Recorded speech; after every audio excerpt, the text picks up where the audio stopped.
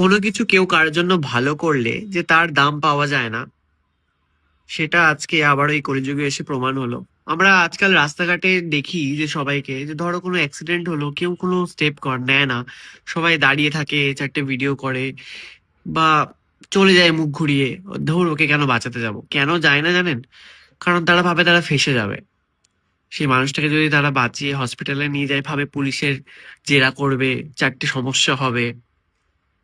এই সমস্ত ঝামেলা কেউ নিজের জীবনে চায় না। আর সেই জন্যই সাধারণত মানুষ যখন কোনো অ্যাক্সিডেন্ট কেস হয় বা কিছু হয়, তাকে নিয়ে গিয়ে হসপিটালে অ্যাডমিটও করায় না। চারিদিকে লোকজন যতক্ষণ না তাদের ক্লোজ বা ফ্যামিলির কেউ আসে, তার আগে কেউ ওকে টাচও করে না। আর সেই মানুষটা ওখানেই পড়ে থাকে। হতে পারে পড়ে থেকে থেকে সে মারাও যেতে পারে। সেরকমই একটা ঘটনা আমি মানে আমি এক্সাম্পলটা দিচ্ছি এই জন্যই, কারণ সেদিনকে দেবলীনা যখন সায়ককে কানেক্ট করেছিল, সায়ক পারতো ভয়ে বা এই ভেবে না এইসব ঝামেলার মধ্যে আমি জড়াবো না, তোর ব্যাপারটা তুই বুঝে নিস। কিন্তু না, ও সেদিনকে বাড়িতে বসে থেকে, আমি যতদূর জানি হসপিটাল, কোন হসপিটালে নিয়ারেস্ট আছে ওর লোকেশন থেকে, সেটাতে কল করে অ্যাপয়েন্টমেন্ট না অব্দি ও করেছে বাড়িতে বসে, তারপরে ওকে সে হসপিটালে নিয়ে গেছে। ইনফ্যাক্ট ওর গাড়িতে যারা ছিল তাদেরকে, তারা কেউ প্রথম ব্যাপারটা সিরিয়াসলি নেয়নি বা বুঝতে পারেনি ও ওষুধটা খেয়ে নিয়েছে। তো সে যতগুলোই খাক, সেটা আমার লুক আউট না, কোথা থেকে পেয়েছে সেটা আমরা সবাই জানি, বা কিভাবে পেয়েছে সবাই ভাবছে যে হঠাৎ করে কি করে আহ এতগুলো পেয়ে গেল।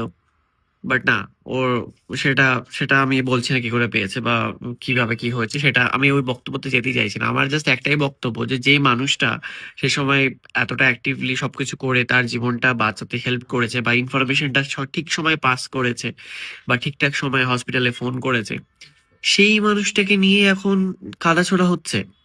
মানে হয় না যে রাস্তায় কারো অ্যাক্সিডেন্ট হয়েছে, সেখানে ধরুন একটা মানুষ তাকে বাঁচালো, পরবর্তীকালে সেই মানুষটাকে জেলে যেতে হলো। এরকম একটা ঘটনা আপনারা করছেন, মানে তাকেই এখন সবাই কাঠগড়ায় দাঁড় করাচ্ছেন। সেই নাকি থার্ড উইলিং করছে, সেই নাকি তৃতীয় ব্যক্তি, তার জন্য নাকি ডিভোর্স হচ্ছে। তাহলে এর থেকে ভালো ছিল সায়ক সেদিনকে রাত্রেবেলা কোনো রেসপন্স নিত না, আজকে দেবলীনা হয়তো এই দুনিয়াতে থাকতো না, তখন আপনারা হয়তো এত কথাও উঠতো না।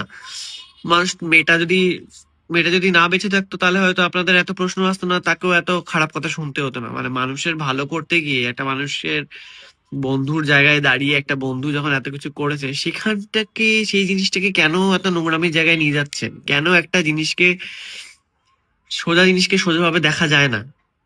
কেন সব জায়গাতে এরকম একটা পয়েন্ট আনতেই হবে আপনাদেরকে, যেখানে যেটার কোনো যুক্তি নেই? মানছি যে মানুষ হ্যাঁ কে হ্যাঁ বলতে পারে না, বা নেগেটিভ কথাবার্তা ছাড়া বা কোনো একটা সোজা স্বচ্ছ, একটা মানুষ ধরুন আজকে একটা অ্যাওয়ার্ডও যদি পায়, তার পেছনে লোকে লেখে যে টাকা দিয়ে অ্যাওয়ার্ড কিনেছে। তো সেরকম একটা বিষয় হচ্ছে যে একটা সোজা সাপটা বিষয়, সেটাকে জটিল করে কাদা ছড়াছড়ি করা হচ্ছে। একটা যে মানুষটা একটা মানুষের জীবন বাঁচালো, তাকে নিয়ে এখন নোংরামি হচ্ছে, তাকে নিয়ে এখন টানাটানি হচ্ছে। তাহলে এর থেকে তো ভালো ছিল, আমার মনে হয় যে সরকারের কোনো অ্যাকশন না নেওয়াই বেটার ছিল, তাই না? তাহলে হয়তো ওকে এই লাঞ্ছনাটা, এই বাজে বাজে জিনিসগুলো সহ্য করতে হতো না। তো কি বলবো, মানে এখন সত্যি কিছু বলার না। সোশ্যাল মিডিয়া আমরা করি, আমরা জানি যে কোনো ভালো জিনিস করলেও চারটে নেগেটিভ কমেন্ট আসবে, কোনো বাজে জিনিস করলেও চারটে নেগেটিভ কমেন্ট আসবে। মানুষ সবসময় বসে আছে মানুষের খুঁত বের করার জন্য, কোন ভুলটা সে করেছে, কোন কথাটা সে ভুল বললো। হয়তো আমার এই ভিডিও তো 1000 জন বলবেন যে তুমি এটা ভুল বললে, হয়তো বলেছি।